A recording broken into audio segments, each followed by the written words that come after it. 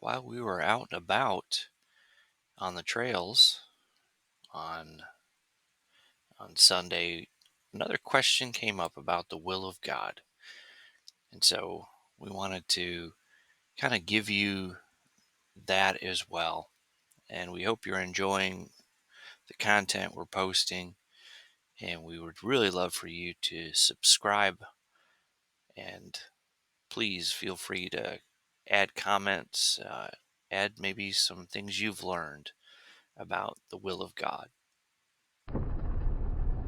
I do have a question. At the end of verse of 17, it says, "To know God's will." How do we know God's will? Well, I think that's the question I think all of us would love to have all of the answers to. But there's a couple things when it comes to the will of God. I think number one, of course, it's always going to align itself with God's word. God's never going to ask you to do something that goes against his word. So that's number one. Number two, especially if you're married,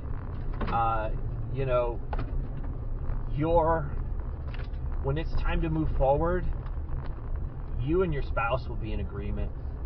You'll feel it together. The will of God, especially if you're both trying your best to walk with the Lord. So I think those are a couple of the things. The other thing is, a lot of times the will of God will bring a real challenge to your life. And so, those kind of things are important to realize and to understand.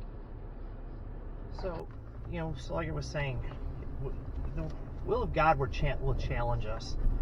But even in the challenge, we'll feel peace. And so I think those are some of the things where, when it comes to fulfilling the will of God with our time, those are going to be important pieces to that. You were just mentioning you had kind of an example. Yeah, there's a thought that crossed my mind that, those thoughts are, oh, is this from God, or isn't this from God? And it's amazing. I walked into my kitchen and my wife tells me the exact same thing that I was just thinking about doing for somebody. And she goes, "We need to do this." And I'm like, "Yes, we do, because, God just said that." It reminds me, the whole situation reminds me of a story my great uncle Len told me. When they were missionaries in Alaska, he had to get anywhere, you had to own a plane, or you had to know somebody with a plane to bring you supplies and things like that. And he was praying about buying a plane and learning how to fly a plane, so one, that he could go out and